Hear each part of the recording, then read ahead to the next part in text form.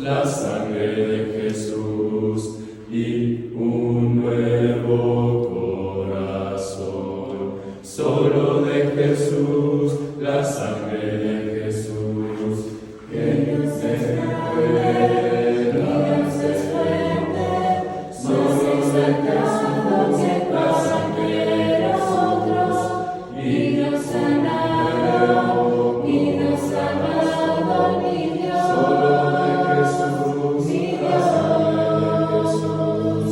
que Dios es fuerte. Nombre alabaré, nunca cambiarás, no importa dónde esté, en tus manos están todas mis lágrimas, el mismo serás, no importa dónde esté. Que tu espíritu me guíe sin fronteras, más allá de las barreras, a donde tú me llames. Tú me llevas más allá de lo soñado, y de los pasos que hemos trazado. Que tu espíritu me guíe sin fronteras, más allá de las barreras, a donde tú me llames. Tú me llevas más allá de lo soñado, y de los pasos que hemos trazado. Que tu espíritu me guíe sin fronteras, más allá de las barreras, a donde tú me llames. Tú me llevas más allá de lo soñado, Todas mis lágrimas, el mismo serás, no importa dónde esté. Hola, te quiero hacer una invitación, si Dios permite y nos da vida y salud, hacia el Medio Oriente. Estaremos viajando el próximo año y miraremos lo que es Egipto, las pirámides de Giza, todo lo que está alrededor de la parte de Cairo. Viajaremos a Luxor y después de ahí viajaremos por un crucero por el río Nilo, mirando las ruinas y toda la antigüedad que tiene que ver con los faraones y las dinastías. Después de ello tomaremos los desiertos a través de lo que los israelitas pudiesen ver, y lo muestra la Escritura, tanto en el libro de Números como en el libro de Éxodo, y miraremos y llegaremos hasta el monte Sinaí. Después subiremos el monte Sinaí, si Dios permite lo escalaremos y miraremos el amanecer. Tomaremos la ruta real por lo que se conoce como Jordania. Miraremos varios de los desiertos, de los amonitas, de los amorreos, de los madianitas, de los edomitas, y llegaremos a lo que se conoce como una de las maravillas del mundo, Petra. Tomaremos y miraremos algunas de las ciudades del Decápolis, y luego entraremos por el río Jordán a lo que es Israel, y en Israel miraremos muchas de las partes que se mencionan en la Biblia. Durante este viaje, si Dios nos permite, podremos aprender juntos la arqueología, la cultura, y también aprenderemos mucho de lo que dice la palabra de Dios y daremos vida a ello mismo en los lugares donde se menciona. Esto será de gran bendición para mí, y yo sé que Dios nos bendecirá a todos juntos si es que quieres aprender ello. Una vez más, si quieres más información, puedes visitarnos en la página personal ricardobarrera.us, y esperamos Dios nos permita llegar a ese momento. Dios suerte bendiga, y espero esta próxima clase sea de edificación para ti, lo cual fue para mí. Muy buenas noches. Dios te bendiga. Gracias. Yo le decía al hermano que ayer, claro, también ya estamos entrando a esa edad donde uno se añeja en su totalidad, y usaré mis lentes porque le decía a los hermanos que normalmente ayer batallé un poco porque normalmente tengo mucha luz sobre el púlpito, pero aquí no tenía mucha luz. Entonces estaban bailando las letras y no es correcto porque estaba hablando que el baile es incorrecto, imagínense. Entonces tenemos que ampliar esa parte. Muy bien, vamos a estar viendo esta serie que estamos viendo, que hemos estado estudiando brevemente. Ayer vimos el concepto de la familia y el concepto de lo que es la cabeza del hogar, el concepto de lo que es la autoridad, los conceptos griegos, los conceptos romanos, el concepto de la palabra, por qué Pablo la utiliza en el libro de Hechos, por qué Pablo la utiliza en el libro de Corintios. El concepto tiene que ver con que el hombre es cabeza del hogar, nació para ser cabeza del hogar, nació para dirigir, nació para gobernar, nació para de alguna u otra manera establecer esa autoridad que es el hombre. Veíamos también que con la autoridad viene la responsabilidad. No podemos negar que no solamente se puede tener autoridad, sino que viene la parte de lo que es la responsabilidad. Para eso tenemos autoridad para ser responsables, y veíamos que toda nuestra familia está bajo nosotros. Veamos también el organigrama bíblico, ¿va? Dios, Cristo, hombre, mujer, y luego el primogénito. Entendíamos esta parte de una manera correcta. Luego, unas cosas que veíamos el día de ayer es lo que es el hombre y la responsabilidad que tiene en cuanto al tipo de vida que tiene el mundo y cómo el hombre puede gobernar su hogar bajo este mundo. Y nos enfocábamos totalmente en el libro en la carta de Efesios, en el capítulo 4, era lo que estábamos viendo ayer. Y veíamos la gran diferencia entre la vida antigua y la nueva vida en Cristo Jesús, que es una gran distinción entre una y otra. Y lo que veíamos es que muchos me han preguntado y me dicen, hermano, ¿por qué los judíos podían establecer ancianos tan rápidamente? Y es muy sencillo. La razón por la cual es, primero, porque la idea del ancianato no es algo que nace con la iglesia de Cristo. Es un concepto que ya estaba en las sinagogas. Los judíos entendían el concepto de lo que era en griego el presbítero, el poimonen, en griego lo que es el pastor, ¿verdad? Ellos entendían sin ningún problema eso. El problema tiene que ver, hermanos, cuando entramos los gentiles a esto, porque los judíos tenían un concepto de lo que era santidad.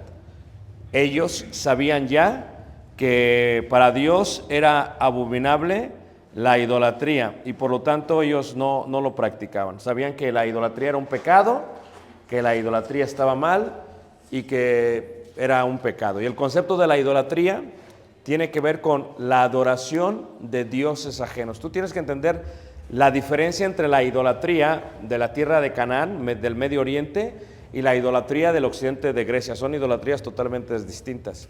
Se diferencian en estos conceptos, ¿ok? La idolatría del Medio Oriente busca cualidades que se ven en la humanidad, específicamente en la fertilidad, y se adoran esos dioses, y esos dioses se van haciendo en avatar. Levanta la mano, ¿quién no sabe lo que es avatar? ¿No sabe? ¿Quién no sabe? Ok, nada más que por 4 personas lo voy a enseñar, los demás sí saben. No les voy a preguntar qué es, ¿ok? Avatar no es un concepto, el día de hoy se utiliza mucho en los medios, donde tú haces tu avatar. Esto haces tú, tu persona, y es como tú y lo haces, pero es un concepto antiguo. Entre los antiguos lo que ellos veían es que un dios de un lugar se acepta en otra región o en otra comunidad o en otra nación, y lo único que se cambia no es el concepto de la adoración de ese ídolo, sino lo que se cambia es la apariencia de ese ídolo. Por ejemplo, lo que se veía entre los egipcios como el dios del sol, que es el dios Ra, ¿verdad? El dios de la fertilidad, y la diosa de la luna entre los habitantes de Mesopotamia, vino a ser lo que se conocía como Baal en el tiempo del dios, el dios de la fertilidad de los cananeos, y Astoret, la diosa femenina de ello. Ahora, eso es en el concepto del Medio Oriente. Ahorita van a ver por qué es importante, ¿ok? Ténganme paciencia, tengo que explicarles esto para que entiendan lo que viene, ¿ok? Pero en el concepto de los griegos son totalmente distintos en cuanto a ello. Los griegos toman los dioses y el tipo de adoración que ellos tienen tiene que ver ¿con qué? Tiene que ver con no solamente un concepto de fertilidad, sino un concepto de la naturaleza. La naturaleza, por ejemplo, para ellos también era el dios Sol, sí, pero ellos empezaron más a humanizar los dioses y decían, por ejemplo, el dios Zeus, el cual es el dios del rayo, y cuando hay una tormenta y truena es porque el dios Zeus está enojado. Cuando veían el mar, el océano, decían el dios Océanos, y las olas y los tsunamis que hace es porque el dios del mar está enojado. Entonces ellos empezaron a ver ese concepto, pero conforme van pasando los años, se establece una idea acerca de los dioses. Ellos, empieza ahí por el siglo VIII y el siglo VI antes de Cristo, se establece lo que se conoce como la edad mítica Y es que ayer les decía que vamos a dar regalos el día de hoy, ¿ok? Entonces, ustedes me van a preguntar, pero yo también les voy a preguntar a ustedes, ¿me permiten? Y quien conteste las preguntas bien, traemos algunos regalos para ustedes. Así que tomen nota en su cerebro, si lo pueden hacer, o tomen nota en alguna hoja, ¿ok? Entonces, la edad mítica enseña lo siguiente, se hace una fábula, se hace una historieta, y de esta fábula se empieza a aceptar como la realidad, como la verdad. Y gracias, hermano. ¿Y qué sucede en el caso de las historietas o las fábulas? Por ejemplo, se dice, el dios Zeus baja a la tierra, toma a una mujer, tiene intimidad con ella, y su hijo es otro dios. Y por primera vez empiezan a humanizar los dioses. Esa es la edad mítica, la idea de los míticos. Entonces, ciertamente para poder tener un hijo Dios, se empieza a tener también hijas. Y por primera vez se empieza a dar características y cualidades humanas a los dioses de la tierra. Por ejemplo, se dice que el dios de la comunicación es Hermes. De ahí viene el término hermenéutica. Es el dios de la comunicación, es aquel que tiene de alguna otra manera la forma de cómo se debe de comunicar. Y luego viene, por ejemplo, la diosa, ustedes la tienen aquí, Minerva. Ahí me llevaron hoy y es Minerva. Esto viene de la mitología griega, ¿ok? Aquella diosa que tiene la sabiduría de las estrategias de la guerra. Por eso tiene un arco, un escudo, ¿verdad? Y tiene una serpiente. Tiene que ver con los dioses antiguos, con lo de Grecia. Aproximadamente hace 2800 años pasó esto. Y luego viene la diosa, por ejemplo, de la belleza, ¿verdad? Afrodita. Pero Afrodita es la diosa griega. Vienen los romanos y hacen un avatar de Afrodita. ¿Y cuál es el avatar de Afrodita? Es Diana. ¿Se acuerdan de la diosa Diana? Hechos capítulo 19. Que dicen Diana, diosa de los ¿qué? Efesios. ¿Estamos viendo Efesios? Es la diosa, es el avatar de Afrodita. Pero Afrodita es la diosa de la belleza. Es la diosa del amor. Entonces, todos estos conceptos ya traen cualidades humanas. Y ciertamente las prácticas de su religión tiene que ver con ello. Por ejemplo, si la diosa es una mujer, la manera en que se le sacrifica a los animales son animales hembras. Si el dios es un hombre, son machos. ¿Todos me están siguiendo? Pero los que participan de ellos, participan del sacrificio. ¿Y qué es lo que hacen? Una de las cosas que hacían, por ejemplo, en el templo de Apolos, ¿verdad? En Corinto, cuando se entra al templo, en la parte de arriba hay grietas. Y arriba degollaban los bueyes, los sacerdotes de Apolos. Y al degollar al buey, ¿alguien ha visto cómo matan a un buey, a un becerro, a un toro? La sangre empieza a fluir por todos lados. Entonces, cuando lo degollaban, la sangre caía y empezaba a fluir por las grietas y pasaba por el camino donde iban pasando todos aquellos que iban a adorar al dios Apolos. Entonces, ¿qué es lo que hacían ellos? Tenían que elevar su cara, tenían que abrir su boca y tenían que participar de la sangre que se le daba al dios Apolos. ¿Ok? Todo animal que se sacrificaba para el dios era lo que se le llama sacrificado para los ídolos. Y luego había otro problema. Por ejemplo, el hermano Juan Carlos, ¿este es parte de un sindicato? No, ok. Había otro de la Honda por aquí. ¿Eres parte de un sindicato, hermano? No, ok. Bueno. ¿Alguien es parte de un sindicato? La hermana, ahí está, los hermanos, ok. Entonces, ¿el sindicato qué hace? Protege tus derechos, entre comillas. En aquel tiempo, los sindicatos grecorromanos llevaban a cabo sus juntas dentro de los templos. Y entonces, si tú eras miembro del sindicato, tienes que ir a la junta. Y si vas a la junta, tienes que participar de lo que se está matando para lo sacrificado, ¿qué? A los ídolos. Y si no participas, pues de alguna otra manera no puedes ser parte de lo que es el sindicato. Entonces había un conflicto de intereses. Si yo me unía al sindicato, tenía que comer de lo sacrificado a los ídolos y tenía que votar y dar ofrendas hacia los ídolos. Entonces había un problema. Entonces, ¿qué sucede? Cuando vienen los gentiles, que es un concepto de la idea de los gentiles, lo primero que cambia es la vida nueva en Cristo. Los judíos no tenían problemas, porque los 10 mandamientos son claros. Número 2, no tendrás dioses, ¿qué? Ellos no tienen problema con eso, pero los gentiles sí. Entonces, cuando venimos los gentiles, ¿y qué es lo que hacemos? La vida gentil es, comemos de lo sacrificado a los ídolos, así crecimos. Crecimos celebrando, amén, estamos en Tonalá, y se está celebrando la gran fiesta de Tonalá. A ver, ayúdenme, hermanos, ¿qué es la fiesta de qué? ¿Ah? Ándele.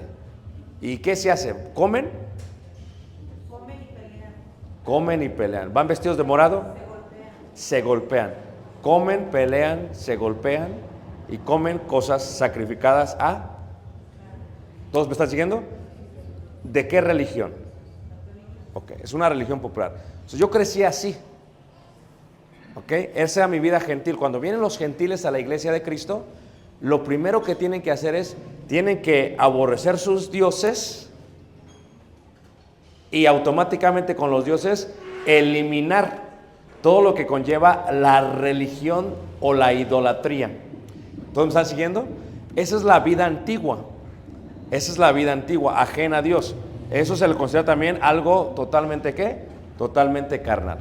Ahora, si ves, por ejemplo, en la primera carta de Corintios, tú te vas a dar cuenta de algo. En la primera carta de Corintios, en el capítulo 10, empezamos a ver una iglesia gentil, totalmente disfuncional. Y ayer veíamos también los 3 tipos de hombres. ¿Recuerdan ustedes esta parte? El hombre natural, el hombre y el hombre carnal. Entonces, lo que estamos viendo es que el hombre natural adora, se viste de morado y va, se golpean, eso es normal. Si tú le dices que está mal, para él es una locura.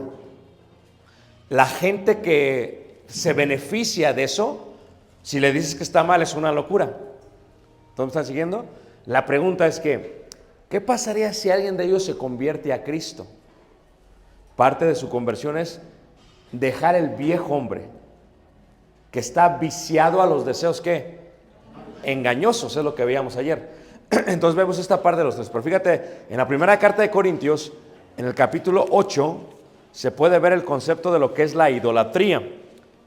La idolatría, fíjate, algo que entendemos bien nosotros como gentiles, dice así, dice, en cuanto a lo sacrificado a los ídolos, sabemos que todos tenemos conocimiento. El conocimiento envanece, pero el amor edifica. Si alguno se imagina que sabe algo, aún no sabe nada como debe saberlo. Pero si alguno ama a Dios, es conocido por él. Acerca pues de las viandas que se sacrifican a los ídolos, sabemos que un ídolo nada es en el mundo. El santo niño de Atocha no es nada en el mundo. El gran muñecote que alzaron en la parroquia no es nada en el mundo. Es más, la apariencia es española. Si lo quieren hacer bien, lo deberían hacer más mestizo, porque lo trajeron los españoles. Pero de eso no vamos a hablar, ¿ok? Ves al Santo Niño de Atocha, se hacen fiestas para el Santo Niño de Atocha.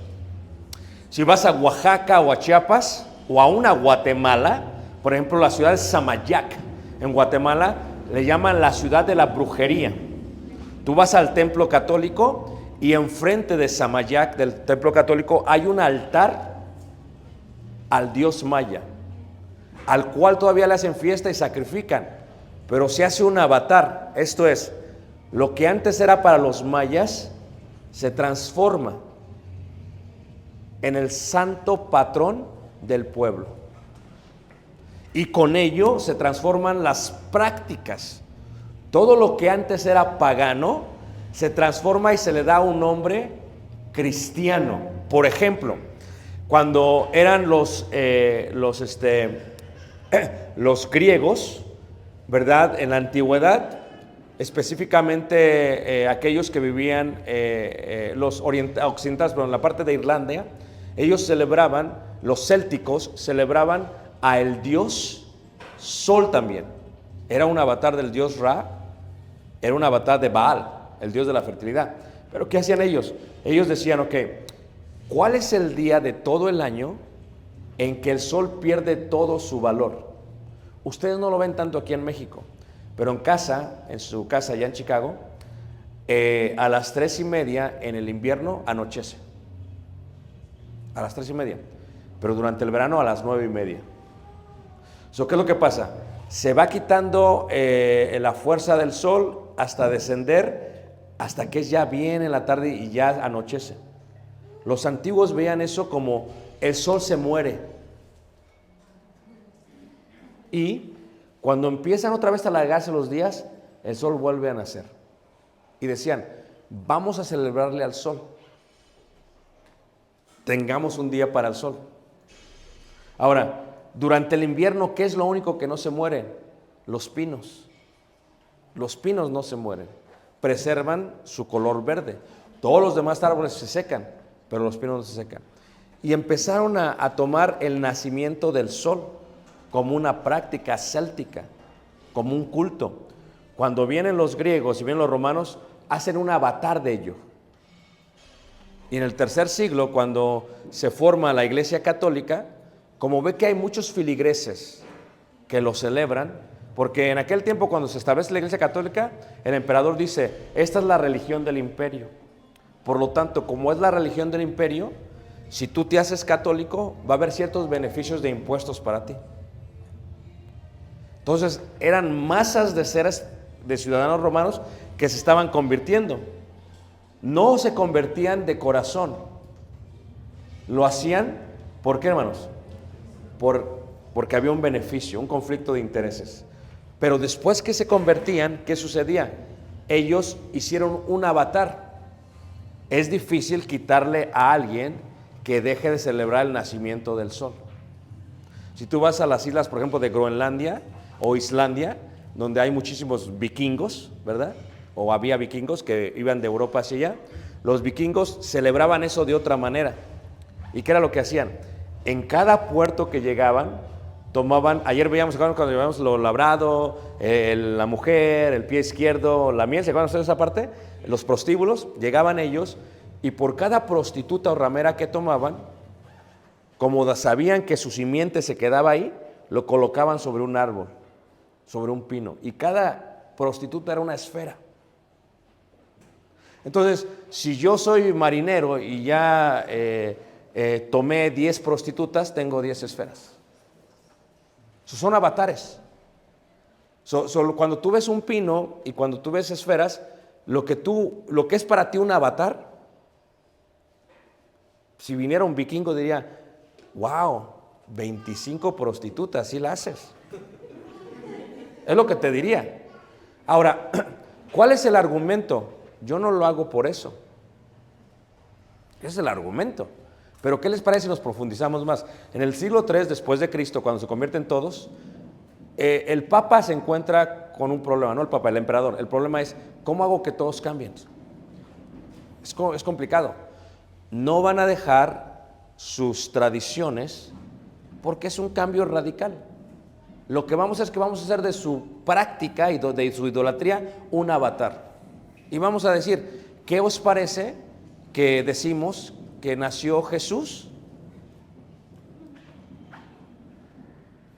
Y si nació Jesús, seguimos haciendo todo lo que hacen ustedes, pero ya no va a ser el Dios del sol, va a ser Jesús. Y si tú le dices eso a un pagano, dice, excelente, ponle el nombre que quieras, pero déjame hacer lo que yo sigo haciendo. O sea, no va a haber un cambio radical en mi vida. Y si no hay un cambio, ¿qué pasa? Nosotros sabemos, dice Pablo ahí, acerca de los ídolos, versículo 4, acerca pues de las viandas que se sacrifican a los ídolos, sabemos que un ídolo nada es en el mundo y que no hay más que un Dios. Totalmente, o sea, ¿qué es un ídolo? ¿Qué es un pedazo de madera? No es nada, es un tronco seco y labrado. Ahora fíjate, se lo imaginó un hombre, lo labró, el hombre realmente está adorando su arte. Es lo que está haciendo, está adorando su propio arte. ¿Cómo hacían los dioses griegos? Con cuerpos humanos, hermosos. porque ellos lo adoraban su propio cuerpo. Dejaron de adorar la naturaleza para adorarse a ellos mismos. Por eso lo hacían de esa manera. Entonces, ¿qué sucede? Aquí dice que es un ídolo, no es nada. Tú dices, ¿cuál es el problema? Si en mi casa es mi casa y yo quiero hacer lo que yo quiera, totalmente, es tu casa. Si eres un hombre natural, lo entendemos. Porque el natural no percibe las cosas que son el Espíritu de Dios. Él no las entiende. ¿Le parecen qué? Locura. El espiritual juzga todas las cosas. O sea, una cosa es que tú como miembro de la iglesia vivas en la casa de alguien más. Y otra cosa es que tú como cabeza del hogar permitas que en tu casa, dices, es que yo no lo hago. Pero tanto peca el que mata la vaca, como el que le agarra la pata, como el que corta la carne, como el que cocina la carne, como el que se come la carne. Ayer veíamos que eso es participar de pecados ajenos, o participar de las obras infructuosas ¿de qué? De las tinieblas. Dice ahí en el versículo 5, pues aunque hay algunos que se llamen dioses, sea en el cielo o en la tierra, como hay muchos dioses y muchos señores, para nosotros, sin embargo, solo hay un Dios, el Padre, del cual proceden todas las cosas y nosotros somos para Él. Y un Señor Jesucristo, por medio del cual son todas las cosas y nosotros por medio de Él. Pero no en todos hay este conocimiento, porque algunos habituados hasta aquí a los ídolos comen como sacrificado ¿a qué? A los ídolos, y su conciencia, siendo débil, se contamina. Si bien la vianda no nos hace más aceptos, es totalmente correcto. Aquí la pregunta es esta, ¿ok? Y los griegos lo entendían esto bien. Una vez que se sacrifica a los dioses, una vez que la vaca es criatura de Dios, pero una vez que alguien que tiene el conocimiento toma una vaca y la mata para un dios, la vaca pasó de ser un animal a un sacrificio a los ídolos. Si bien la vaca no es nada, la carne no es nada, el Dios no es nada, aquí lo que está mal es el conocimiento. ¿Recuerdan lo que veíamos? Pongan un separador ahí. Si vemos otra vez en Efesios, veíamos en Efesios la parte del conocimiento y sobre todo la parte del entendimiento.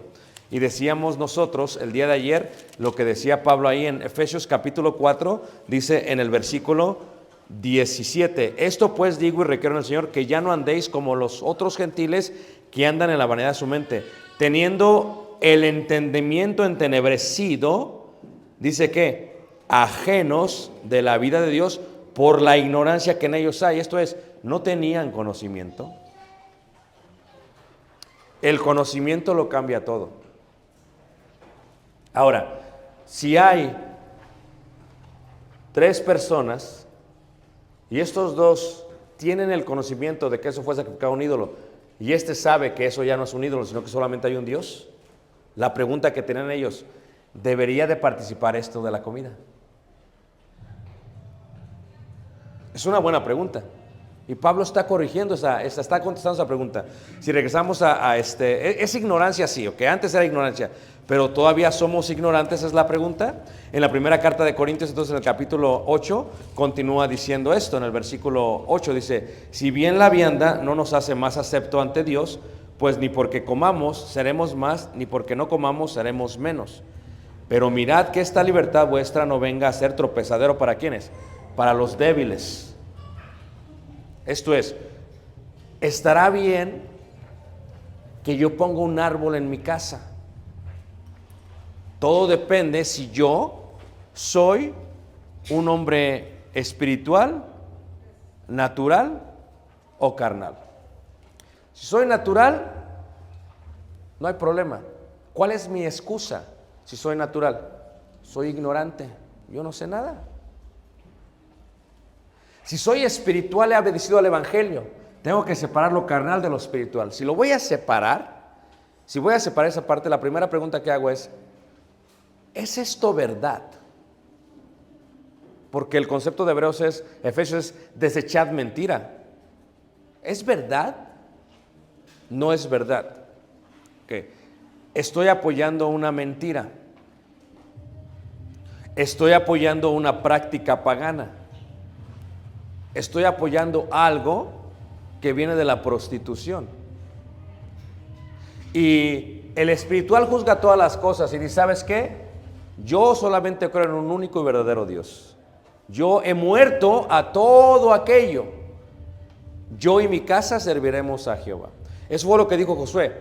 Fíjate que Josué no le preguntó a su casa. Josué no le dijo, y casa en el hebreo es beit. Beit es casa. No solamente indica una estructura, indica familia. Fíjate que Josué no fue como que le dijo a la esposa, oye mi amor, ahorita voy a dar este sermón, ¿ok? Dame chance, ¿no? De que todos sirvamos, ¿cómo ves? ¿Se puede o no se puede? Oye, mijo, hijos míos, voy a decir, no se vayan a poner. No, o sea, él no les tiene que pedir permiso. Porque Josué es cabeza del hogar. En el momento que tu hijo te manipula, tú ya no eres cabeza. En el momento que tu esposa te manipula, tú ya no eres cabeza. Tú piensas que eres cabeza, pero ya ni cuenta te toman. Entonces el espiritual dice no. Josué dijo, dice, si ustedes quieren servir a los demás dioses, yo y mi casa serviremos ¿qué? A Jehová. Ustedes van a decidir. Pero el espiritual, decíamos ayer, juzga todas las cosas. Es más, ¿es carnal o no es carnal? ¿Y sabes cuál es el constante problema que yo veo en las iglesias de Cristo? Este es el problema que tenemos, hermanos.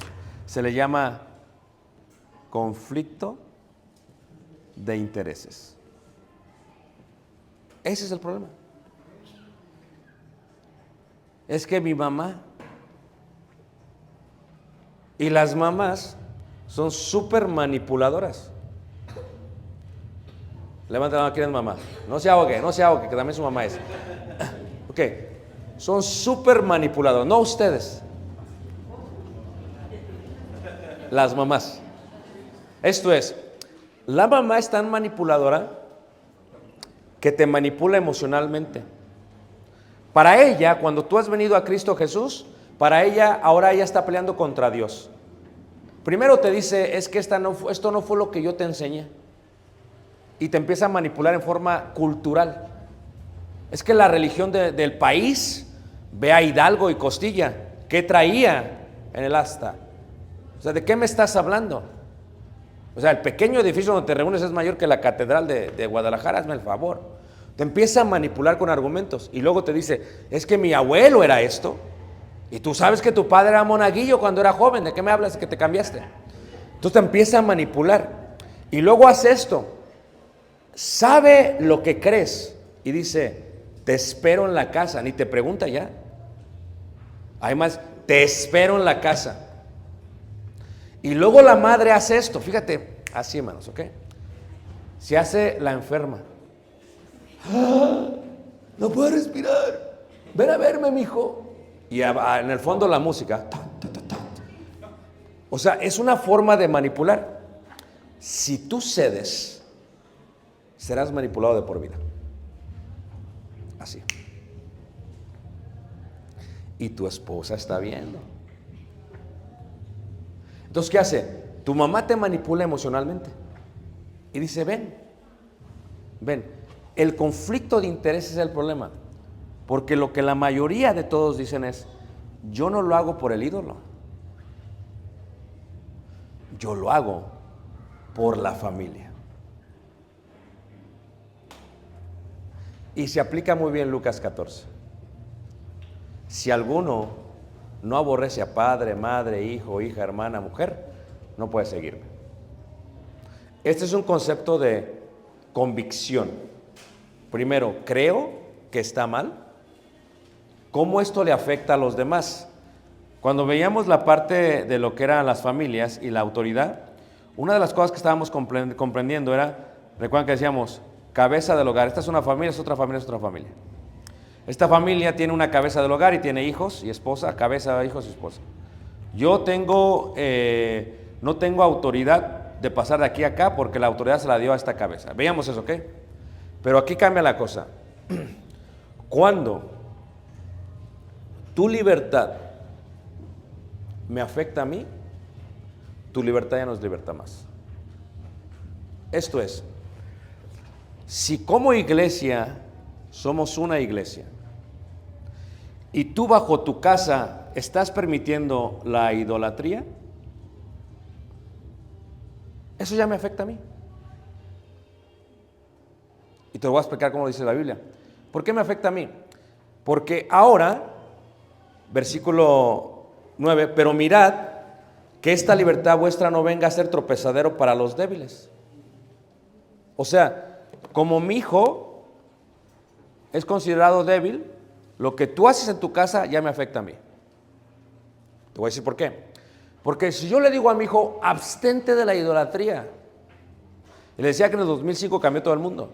Antes pasaba lo que pasaba y nadie sabía, pero con el Facebook todos sabemos. Y ahora ya hasta se puede transmitir en vivo, hermanos. ¿Me entiendes? Agarras al hermano cargando al niño Dios, dicen ellos. Entonces es un concepto, hermanos, de que ahora mi niño, mi hijo joven, ya ve al hermano, o ya ve lo que el hermano permite en su casa. ¿Ya tu libertad me afecta a mí?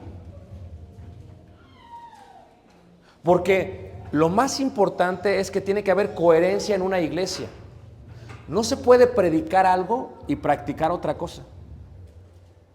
Es lo que está diciendo Pablo.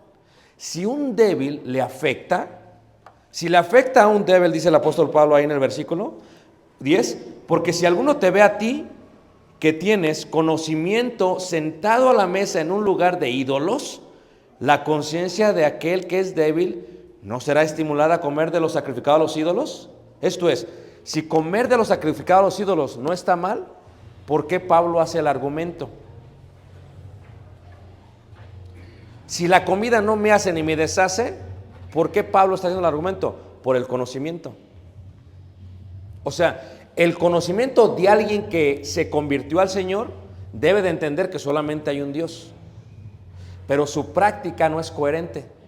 Yo creo en un solo Dios, pero le celebro todavía al niño Dios.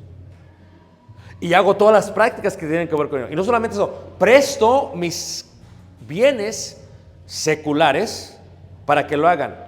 Y yo me excuso diciendo, es que no lo hago por eso, lo hago para juntar a toda ¿qué? Mi familia. Y esto he escuchado de predicadores. Es el mejor tiempo que les puedes predicar a tu familia.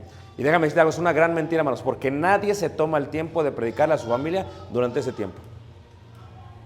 Es una realidad, hermanos. Entonces, ¿qué es lo que tienes? Alguien que está haciendo tropiezo y dice ahí, y por el conocimiento tuyo se perderá el hermano débil por quien Cristo ¿qué? Murió. De esta manera, pues, pecando contra los hermanos e hiriendo su débil conciencia, contra Cristo ¿qué? Pecáis. Por lo cual, si la comida le es a mi hermano ocasión de caer, no comeré carne ¿qué? Jamás. Difícil. ¿Por qué? ¿Qué espera la iglesia? Que haya hombres espirituales en la congregación. Si cada hombre espiritual en la congregación su casa la tiene bajo yo y mi casa serviremos a Jehová, no a los Baales, no habría problema. Pero ¿sabes por qué hay tantos problemas en las iglesias? Primero, porque somos gentiles y no tenemos el concepto de santidad cuando venimos a la iglesia. Éramos un desastre total, ¿o no es cierto, hermanos? Después, porque todavía amamos más la carne que a Dios y no hay coherencia. Yo creo esto, pero yo hago esto. Si tú crees esto y haces lo contrario, no hay coherencia. Bienaventurado el que lee. Qué bueno sería que hasta ahí fuera, pero y guarda. Esto es, si tú crees en algo, tienes fe, pero no haces obras de lo que crees, tu fe está muerta. Este concepto tiene que ver con la familia. Si mi familia va a servir a Dios, por lo tanto, tú pasas de ser a un hombre espiritual a un hombre ¿qué? Carnal. Y si eres un hombre carnal, lo más seguro es que toda tu familia sea carnal. Pero hay gente que es pasiva. Hablamos de esa parte ayer. La gente pasiva dice, no, es que yo no lo hago. Es más, cuando yo voy, yo estoy como en una esquina del sillón. Todos están bailando, pero yo no me paro. Estoy observando, pero no hago nada. Es más, traen el tamal, traen el mole, no me lo como. No me lo como. O sea, pero si alguien te ve a ti que tienes conocimiento sentado a la mesa de los ídolos, no será estimulado a comer. Y como gentiles nos cuesta mucho trabajo esto. Sigamos leyendo ahí en la parte de Corintios, es un paralelismo hebreo, es un paralelismo hebreo, dice ahí, capítulo 10, versículo 7. Nos compara con el Antiguo Testamento. Ni seáis idólatras como algunos de ellos, según está escrito, se sentó el pueblo a comer y a beber y se levantó a jugar. ¿Qué es lo que vio Dios? Salieron de Egipto los judíos, ¿se acuerdan ustedes? Y llegan a Sinaí, al desierto de Sinaí, y hacen pachanga, hacen fiesta. Y se hacen un Dios que habían visto ellos. Hermanos, es muy normal. Cuando uno comienza es difícil enterrar las obras de la carne. Es muy normal. No es que esto me lo regaló mi madre, ni modo que lo tire. Cuando yo lo tiré, hermanos, yo me puse a pensar, porque pues a mí me gustaba la fiesta, yo era cabecita de la familia. Y yo ponía el pino y no creas que yo era vivo y hasta lo más alto posible. Allá los cortas y los subes. Entonces luego yo dije, y teníamos una base, dije, lo voy a tirar todo porque me he convertido. Pero dije, si lo tiro, va a pasar alguien y se lo va a ¿qué? A llevar. Dije, ¿cómo le hago? Fíjate, yo pensando en eso. Lo voy a poner en bolsas negras para que piensen que es basura, la avientan al basurero. Y ahí lo muelen y ya. Eso fue lo que tuve que hacer, hermanos. En mi conciencia decía, yo no quiero participar de que alguien más ¿qué? Lo haga. Eso es lo que yo tenía. Porque yo sí sé, y yo entiendo que ellos no saben, son hombres naturales, no saben, pero yo sí sé. Pero si yo lo hago, me vuelvo totalmente carnal. ¿Qué hicieron? Se levantaron, salieron de Egipto y como si todavía vivieran en Egipto, porque Egipto no es el lugar, sí es el lugar, pero no es el lugar. El mundo no es el lugar, sí es el lugar, pero no es el lugar. Egipto está en el corazón, el mundo está en el corazón del ser humano, hermanos. Eso es lo que tienes que erradicar como nueva criatura. Y si es tu casa, tienes que erradicarlo ¿de qué? ¿De qué, hermanos? De todos. ¿Nunca les ha pasado que se convierte la hermana que tiene a la Virgen en el patio de su casa y ahí echan las ofrendas y le barre que te viene el 12 de diciembre? ¿Les ha pasado? ¿Y qué dicen? No, pues es que ya me convertí, no lo puedo quitar, pues se lo quito a la colonia, me matan. Pero ¿qué haría Gedeón, hermanos? Destruye el altar. Son conceptos de conocimiento. Ya esto no es mi Dios, ya tengo un Dios. Entonces, ¿qué sigue diciendo ahí en el versículo 14? Por tanto, amados míos, huid ¿de qué? De la idolatría. Como a sensatos os hablo, ¿verdad? Esta palabra sensatos del griego es interesante. Sensatos, no solamente sensibles, la palabra viene del vocablo cerebro. O sea, dice, una persona insensata, en la traducción, por ejemplo, del oso, de las primeras en español que hizo Reina Valera, esta palabra, si tú la ves, en algunas partes dice, en vez de insensatos, dice estúpidos. En España es algo muy normal, aquí es algo ofensivo. ¿Pero qué es eso? Es una persona que no tiene cerebro. Y lo que indica aquí el apóstol Pablo es, como les hablo como gente que tiene cerebro, que tiene sesos. Piensen ustedes. Y dice, piensen ustedes de esta manera, dice, como a sensatos os hablo, juzgad vosotros lo que digo.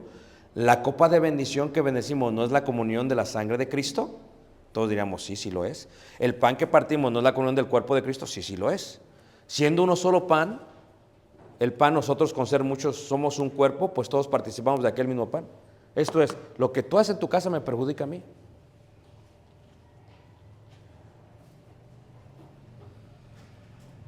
Y como antes nadie sabía, pues nadie se enteraba. Llegaba nada más el hermano con gafas negras, ¿verdad?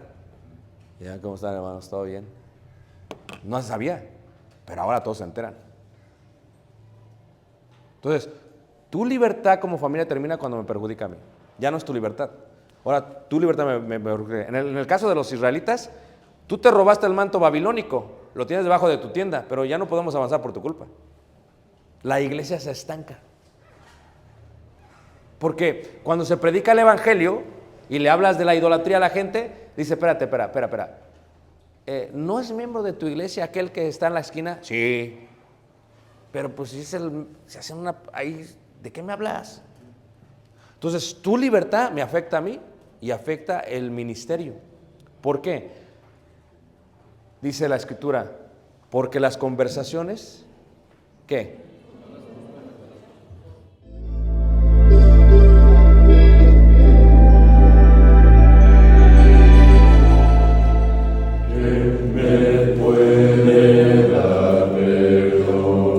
Solo de Jesús, la sangre de Jesús y un nuevo corazón. Solo de Jesús, la sangre de Jesús, que Dios es fuerte, Dios es fuerte. Solo de Jesús, la sangre de Jesús y Dios sanado, y Dios sanado, mi Dios. Solo de Jesús, mi Dios, que Dios es En la tormenta yo nombraba a Él, nunca cambiarás, no importa dónde esté, en tus manos están todas mis lágrimas, el mismo serás, no importa dónde esté. Que tu espíritu me guíe sin fronteras, más allá de las barreras, ahora y que me llames. Tú me llenas más allá de lo soñado, y de los pasos que tú quieras, que tu espíritu me guíe sin fronteras, más allá de las barreras, ahora y que me llames. Tú me llevas más allá de lo soñado, y de los pasos que tú quieras, que tu espíritu me guíe